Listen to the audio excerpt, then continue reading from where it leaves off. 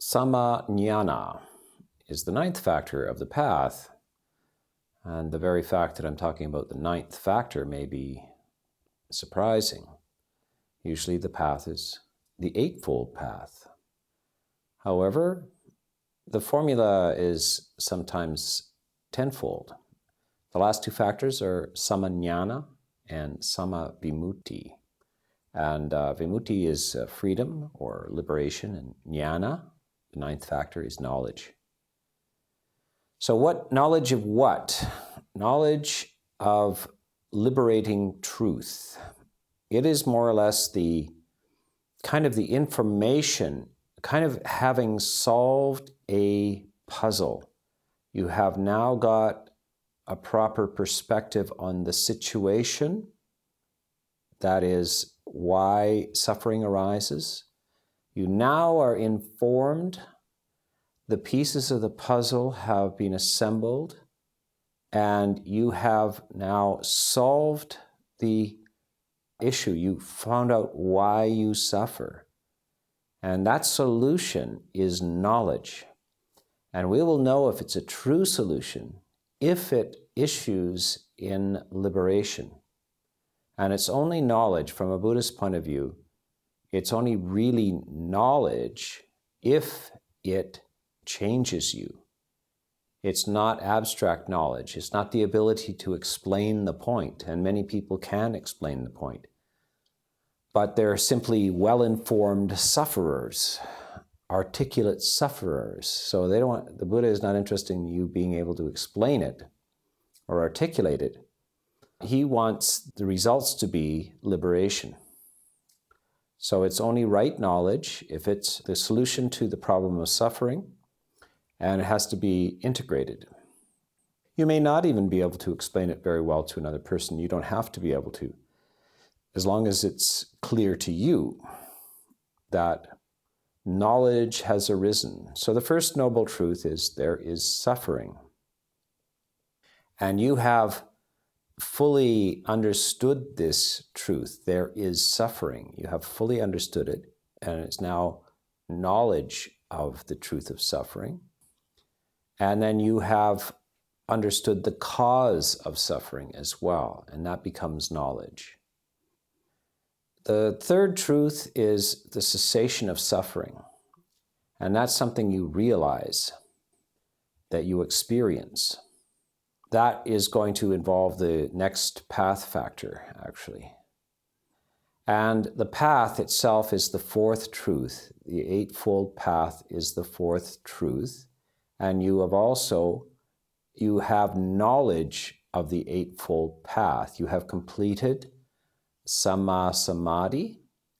Samma Samadhi, right concentration, has deposited you at the doorway to right knowledge. It is now issued in what it's supposed to be. Samma Samadhi, right concentration, is not merely concentration. It's concentration at the service of right view. In fact, it's at the service of all of the other factors of the Eightfold Path. Concentration is a servant to right view, right intention, right speech, right action, right livelihood, right effort, right mindfulness. It's serving it, sustaining it, and is the culmination of those other factors. And those other factors of the path are also serving right concentration. All 8 of those factors are now at the service of knowledge. This is a collection. You have gone into a gigantic library. In fact, you first have to even learn to read before you get to the parts in the library which will help you solve your mission. You are on a mission to free yourself from suffering, and it's going to require a whole set of learning and skills. You're going into this large environment and learning the processes, and you will know whether you have adequately passed this test. When this knowledge is clear to you, when you are clear about how suffering rises and how it ceases.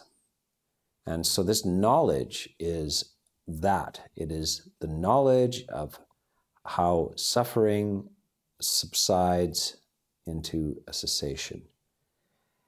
And how do you know that it's true knowledge? You will know if the next path factor follows, sama vimutti, that is right freedom, right liberation. You will know if you got the right combination on the barred gate, you will know. How will you know? The gate opens and you step out. So this is more or less how to get out of a maze. The last part of the maze is this large doorway. And if you have the right combination of information and you enter it into the lock, the door should swing open. And that's how you will know your knowledge is right. So the difference between knowledge and freedom is knowledge is how to open the door. Freedom is having stepped through the door. You'll see this in a lot of myths, that the idea of mazes, confusion, the odyssey, the journey, and then there's one sort of final block, some sort of entrance to a cave or a boulder or a doorway that requires a certain kind of saying or some sort of password to it, and then it swings open and the hero of the journey steps through the door. And so that is this right knowledge and right liberation. It is this process of you have unlocked the door and then step through the door. And so this is a very beautiful part of the path and imagery. It does not have to be included in the path specifically like this. Obviously, the Buddha was teaching the Eightfold Path on a regular basis, but the Eightfold Path circles back on itself. Samma Samadhi goes back to informing right view. And then right view goes back to informing right intention, etc.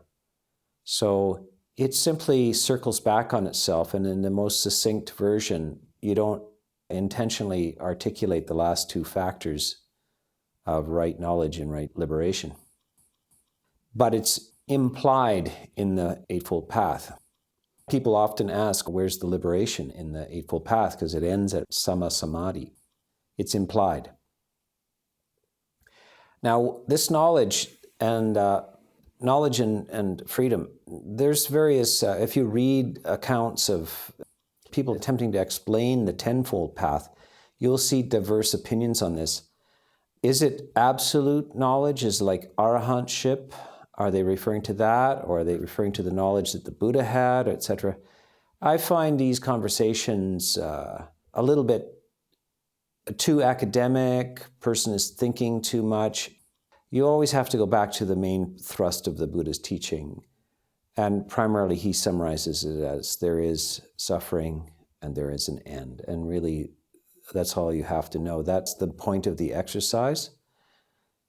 Anything that refers to knowledge and liberation has to refer to suffering and its end.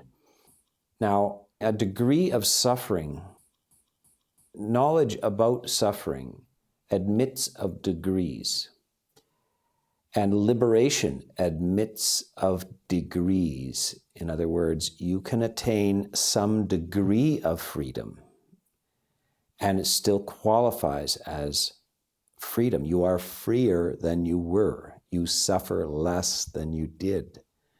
So there should be an appreciation of this, but you're not ultimately finished the path, full liberation, until you are an arahant. The Buddha never is satisfied with ultimately anything less than that. But certainly from the first stage of enlightenment through second, third, and fourth stage, these are all knowledges and liberations. The liberation is not complete until arahantship. So this is knowledge and release. And we should appreciate that even before the first stage of enlightenment, there are many degrees of reduction of suffering. Cannot you see in ordinary life that some people suffer a lot, unnecessarily. They have, in like psychiatric neurosis, they have intense and unnecessary suffering. Other people are closer to the middle of the spectrum and they have some suffering, but it's not intense and continuous. And others are in the higher end of this normative curve, and they don't suffer as much. They get over situations, they let go of the past, but they're still not enlightened. They're still not even in the first stage of enlightenment. So even in the what we would call the worldlings dimension, putujana is the term, putujana, a person who's worldly and has not entered the higher path, any of the stages of enlightenment, they have degrees of suffering.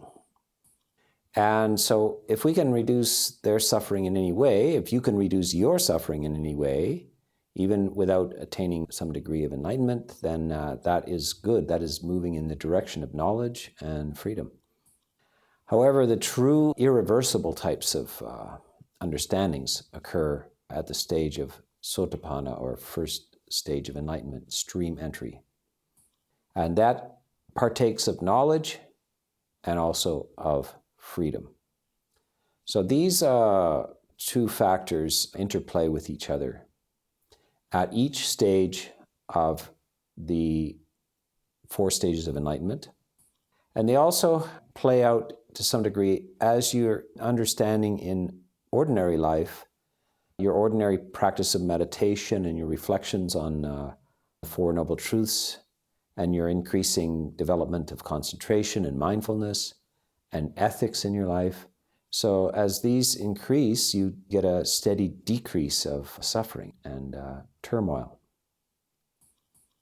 So this is a little articulation of these last 2 path factors, which again, you will not find in the general discourse. Mostly it'll be a talk on the Eightfold Path, but it's very important to tell people that the 10-factored path occurs on a number of occasions. I wouldn't call it, filling the suttas with this, but on several occasions it is articulated this way. So just to be a well-informed Buddhist, one should know about the 10-factored path. Very important information.